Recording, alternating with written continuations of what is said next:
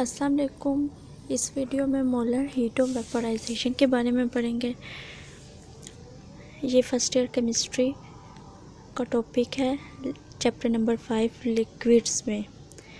Amount of heat required to convert 1 mole of liquid into vapours at its boiling point is called molar heat of vaporisation.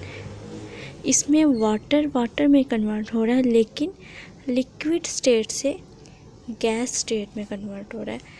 यहाँ पे नीचे mention है, water के नीचे liquid लिखा हुआ है और जो प्रोडक्ट बन रही है उसमें गैस लिखा हुआ है, जिसे जी से डिनोट किया हुआ है। डेल एच वी इक्वल है 40.7 किलो जूल पर मोल। यह आपने हमेशा याद रखनी है, अक्सर एमसीक्यूज़ में पूछ ले जाते हैं।